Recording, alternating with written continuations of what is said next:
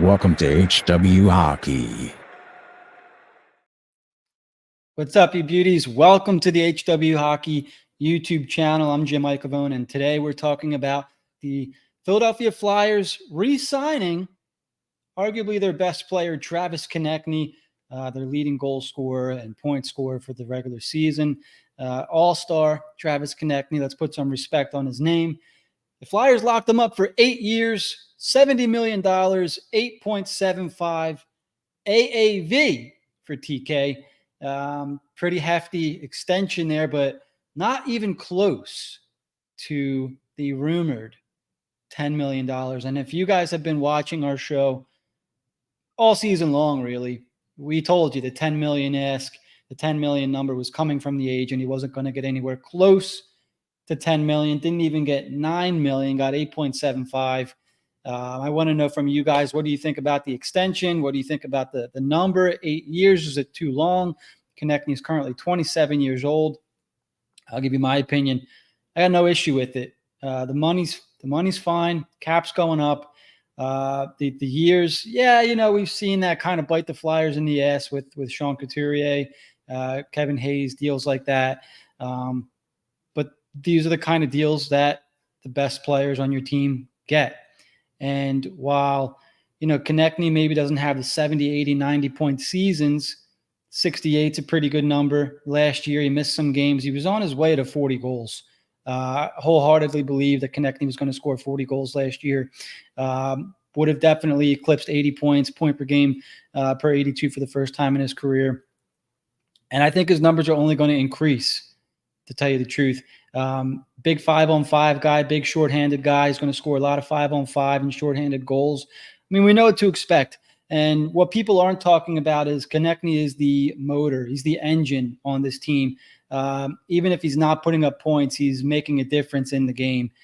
He gets the rest of his team in the game. You guys have seen Travis Konecny. You watch him. It's not just all numbers with Konecny. He's an extremely important player to this roster. And I think a player that, I wanted them to bring back personally. I want to know what you guys think. Obviously, there's a lot of discussion on Twitter. I'm hoping that we can bring some here, and we'll be back with the show with Jack later tonight. But I'm fine with it. It's the number doesn't bother me. The years don't bother me. Like, here's how I think these days. I'm not going to worry about something that hasn't happened yet, right? Why am I going to worry about Konecny running out of steam at 30, 31, 32? We still have 5 years to get there. A lot of good can come between now and 5 years. I'm not worried about how Konecny is going to play when he's 32. Not today, So that's fine. And I don't think he's the type of player that's going to slow down. He's not a real big guy. He's a smaller guy, not real physical. He's physical in his own way, but he's not laying big hits. He's not taking big hits. He's a guy that I think is going to last for a while. So I'm not worried about the 8-year deal. I'm not worried about that. They're going to need a guy like him around, and he's going to be one of those vets when he's 33, 34, 35 who, he's a fan favorite, and he'll be here for a while. So let's run through some of his stats for the last 2 years. Konecny has 129 points in his last 136 games, with 64 of those points coming by way of goals. 31 goals in 2022 and 33 goals in 2023. He was a point-per-game player in the 2022-2023 season, 61 points in 60 games, and was on his way to being a point-per-game player last year. I mentioned on his way to 40 goals last year, sustained an injury, missed 6 games last year, but I had no doubt. So I don't know what the difference is, but when you watch Konecny live, or at least when I watch Konecny live, he's an absolute stud. He's a star, right? And maybe, I'm not sure. Maybe people see his numbers and they're like, this guy's not a star. He hasn't eclipsed 70, 80 points. When you watch this guy play live, he is far and away the best player on the Flyers. Right? He's just on another level. He just looks different the way he plays, the way he skates, the way he moves. He's an energy guy. Does it all. Top line guy, top six guy, can play the PK, play the power play. Valuable guy. The contract's fine. I'm not worried about the money. Not worried about the years until we have to be worried. I haven't seen anything about a no trade clause yet. If you know, if something's popped up since I've been doing this video here, you guys can let me know in the comments. But it'll be interesting to see. Did Briere give him a no trade clause or no move clause? Because then maybe things get a little fishy, a little hairy. But you know, this is a guy that wanted to be here. This is a guy that the Flyers wanted to bring back. And I wanted to compare TK's numbers of the last two seasons to Sam Reinhart's, because for whatever reason, people are comparing Reinhart to Konecny. And honestly, and people are kind of looking at it the wrong way, right? People are upset that Konechny's making more than Reinhart. Reinhart did he did Flyers fans a favor by signing that deal, right? Because I have to believe that Konechny could have easily have gotten over $9 million. Reinhart signs for like 8.67, something like that, right? Because he won a cup with it. Reinhart's got the ideal situation. And all this factors in. Just won a cup. Just won a cup in Florida. No income tax, which even Barry Trotz admitted is a massive advantage. So now he gets to keep more of his money playing in Florida. He's living in probably the best state you could live in. You have sun year round, right? Your team just won the cup. What the hell else could you want? What the hell else could you want, right? So he signs for 8.67, does the Panthers a favor. Maybe they're going to try to repeat, whatever it is. Konechny, playing in Philly. So Philly has the most ideal location in terms of travel, right? That's already been said. So that's a perk for playing in Philly. They're in the middle of everything. They are not a no-income tax state. The Flyers didn't just win a cup. They missed the playoffs again, but they're building something here. So for me, it was always keep him under 9. He can't get more than 9. And so I'm going to assume that maybe that was the Flyers' perspective as well. I think TK was making just over 5 in his last contract, 5.2 or 5.5. So I guess a $3 million raise, or just over a $3 million raise, was due. The cap's going up. It's your best player on the team. I don't think we've seen the best of TK yet either. I think we can still see more, barring injury. So I'm happy with this signing. I want to know what you guys think. We'll hang out for another minute or two. I mentioned, we're comparing to Reinhart here. Reinhart's last two seasons, he played full 82 games, 164 games played, 161 points. So 3 games without a point. Travis Konecny, 129 points, 136 games, 7 games without a point. 6 of those games came this past season while he was out with an injury. So, I know Reinhart has scored a lot more goals. 90, 92 or 94 of those points of the 161 came in a contract season, right? So the Flyers have maybe they've avoided that, because who knows if Konecny goes off for 80-point season, all of a sudden now you are paying over 9. Now you are paying closer to 10. So they got him locked up a year early. They avoided that, hopefully that huge contract bump, him going to free agency, whatever it is. And they got him at 8.75. I think it's, and I'm going to say this, it's important to remember the cap's going up. And the Flyers have made in the past mistakes where they, in my opinion, where they signed wingers to big contracts. They locked up Voracek, James Van Riemsdyk were making a lot of money. I think for a while, they were the only team in the NHL that were paying 3 wingers north of $7 million. So they want to avoid that, right? So Konechny's now 1.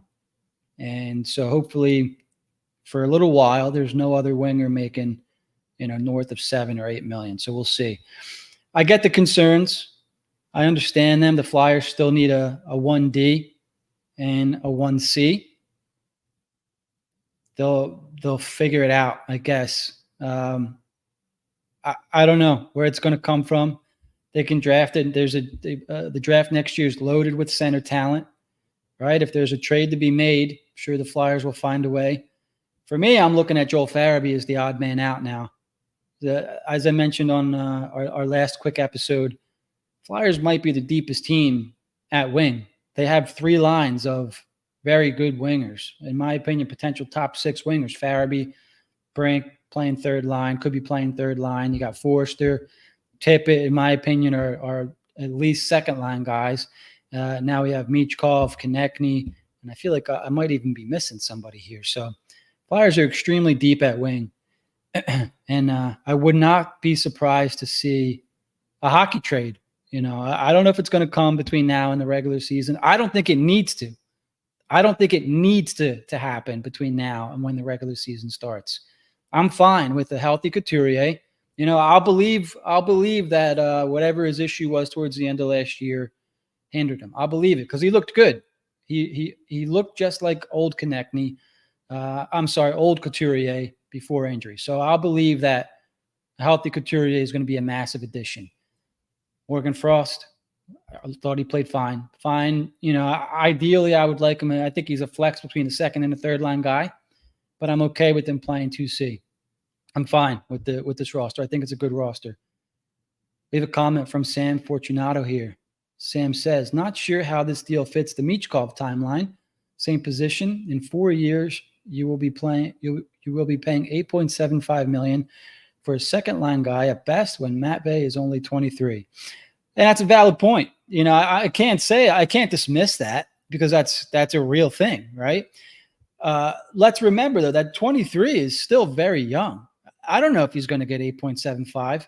So maybe a comparable is, and I'm not even sure what we're using now because Cap Friendly's taken up, but there's another cap site out there. I just don't remember what it is. We can look at maybe, man, who's the Russian guy in Minnesota? Kaprizov.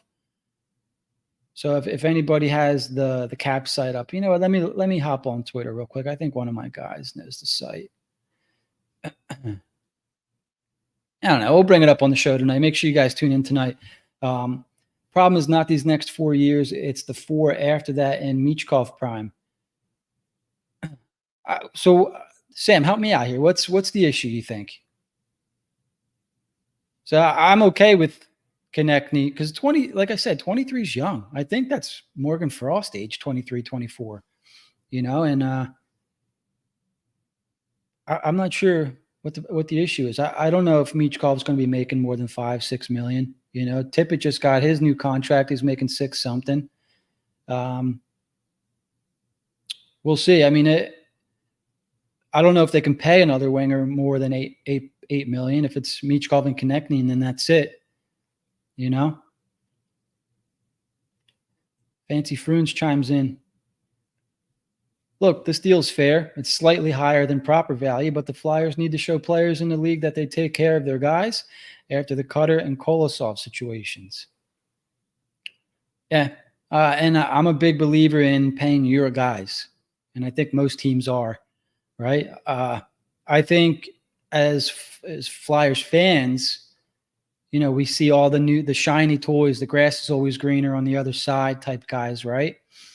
And maybe we overlook what we have. And Konecny's a great player. So if he got what he deserves, it's not a crazy overpay. And I agree. Sam follows up on his point. The issue is that in 4 years, you can pay a 27-year-old the same deal then. Instead, now we will be paying TK that at 30 plus. But if he's still a producing player at age 30 plus, I still don't see the big deal there.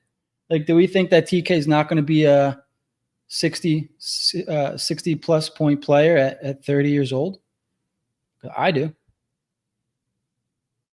John Fisher chimes in. Would have been better to trade him for optionality, but this point forward they are building. Can't call it a rebuild anymore. And that's kind of been the weird part about all this, right? Because they keep saying rebuild. And I guess rebuilds, in my opinion, and I've had this opinion for a while, look different to everybody.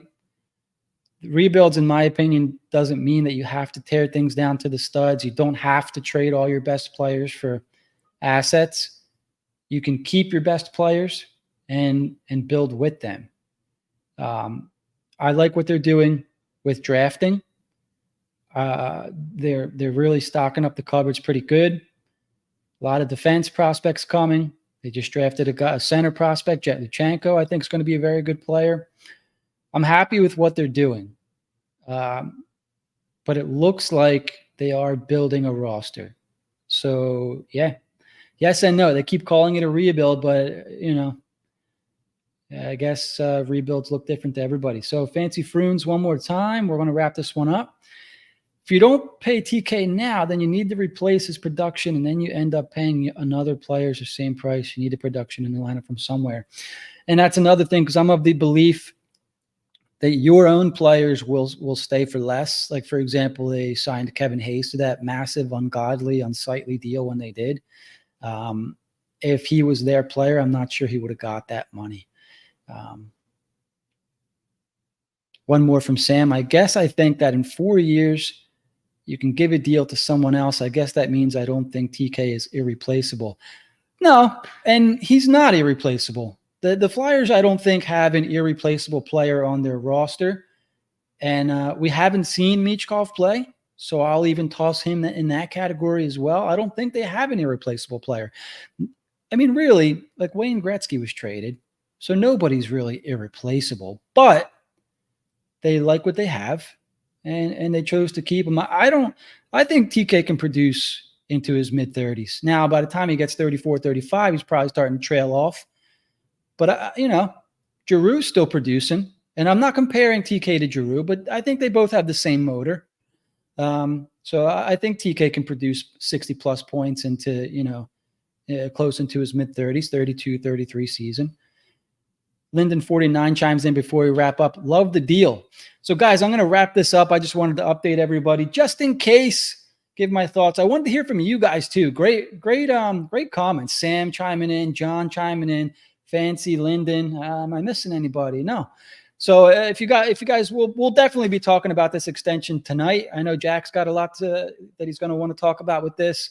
So yeah, we'll be back tonight with Jack on another episode of HW Hockey. I'm Jim Icavone. Thank you guys for tuning in. Don't forget to like, subscribe, and hit the bell for notifications for future shows. See you guys.